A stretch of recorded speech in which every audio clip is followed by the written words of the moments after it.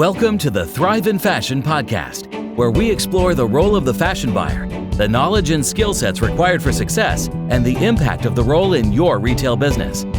In each episode, you will learn about industry best practice and how the buyer's role is evolving in this ever-changing, fast-paced industry. And now, here is your host, a fashion industry expert with over 20 years of experience, Elisabeth McHale. Welcome back to the Thrive in Fashion podcast. I'm your host, Elisabeth McHale, and this week's episode continues to bridge the gap between fashion education and real-world buying skills. I talked previously about why so many buyers feel like they're constantly catching up. That sense of, I got the job, but not the training. Today, I want to explain one of the most common phrases in the buying office. You've probably heard it in a number of different ways. You need to be more commercial, or it's not commercial enough. You've probably heard this in a trade review or a range sign-off. But what does it mean? Being commercial is not necessarily about not being creative, but it is about what's right for your customer and the business. And your customer always has to be at the forefront of your mind. It's about doing what's right for your customer and the business. It's offering a product that is inspired by your research and sales data. To do this, you must understand what your numbers are telling you. When you first hear that, be more commercial, it can actually feel like a criticism, like someone saying, your ideas are not good. But being commercial comes from curiosity. And when you're preparing your seasonal plans, part of the process is reviewing the previous season and the current season sales. And it's asking, well, why did that product work? Why did that one underperform? What's working now? Is there a trend shift that we're seeing in the season? Because when you plan an autumn-winter to autumn-winter, don't forget that there's a spring-summer season in between. And this is where trends can shift. Your consumer tastes can change. So you have to be looking and watching and seeing what's moving. And that's where you can catch that shift.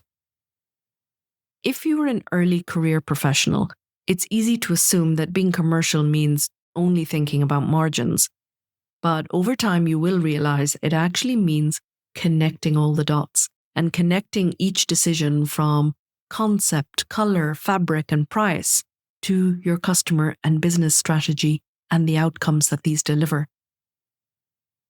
So before you look at any data, always ask, well, what am I trying to learn from this? There's no point in looking at lots of sales numbers and data unless you have an objective in mind. And by just doing that, by asking yourself, what do I need to learn from this? What information will be valuable? That means that you're not afraid of the numbers.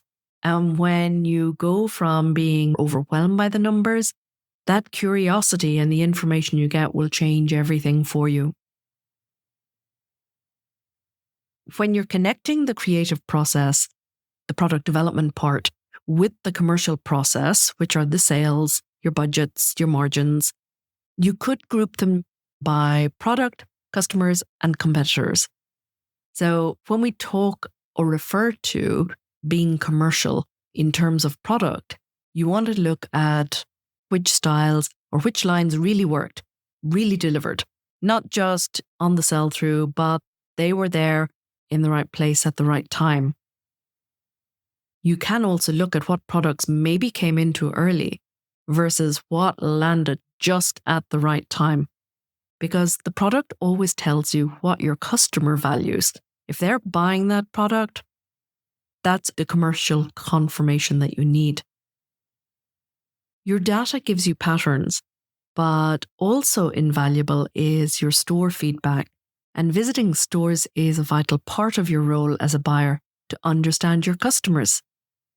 Speaking with the sales teams, you can ask, well, what are the customers asking for? What are we missing maybe? Are your customers looking for basics or newness or both? Your customers are always ready and quick to tell you what they can't find or what they wish they could find. Commercial awareness means keeping your eye on the market.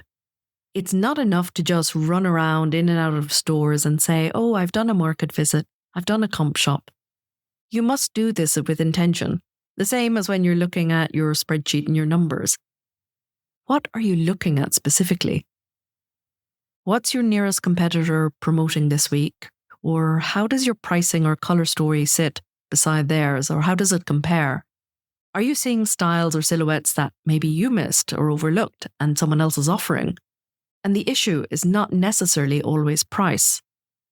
When it comes to that part that we all associate with being commercial, the numbers themselves, there are certain KPIs or key performance indicators that you need to be familiar with. Your sales are about what's moving.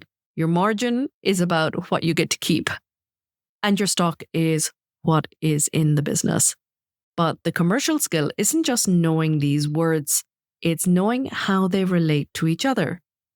It's what I've mentioned before, that connection between creative and commercial, that one doesn't work without the other. And if you bundle those three together, your sales, your margin, and your stock, you'll learn even more. So if your sales are strong, but your margin is low, maybe you've over-discounted. If your stock is high, but your sales are flat, maybe your timing or quantity was off. Being commercial means that you stay on top of your numbers, that you know what's going on. You know what's happening in the sales numbers. You know what's happening with your stock. Are you having too much stock? Is there a build-up happening? Or are you running low? And you know where your margin is sitting. Are you discounting too heavily? And you're not waiting for finance to tell you what's happening. You're not waiting for the next OTB meeting. You should know and be aware of your figures. When you start thinking commercially and demonstrating this in your work, it does matter for your career growth. If you're aspiring to move up the ladder to be a buyer and a senior buyer, demonstrating that you can think commercially is really important. You start being seen as someone who's much more strategic, that understands that language of numbers.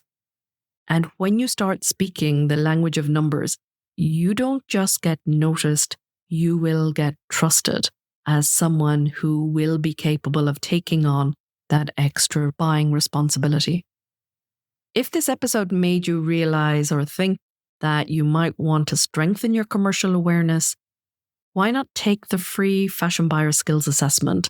Because that will show you where your current strengths lie and what to focus on next. If you're ready to go deeper, there's also the Buyer's Toolkit Masterclass, which walks you through 3 key skills that you should look to develop.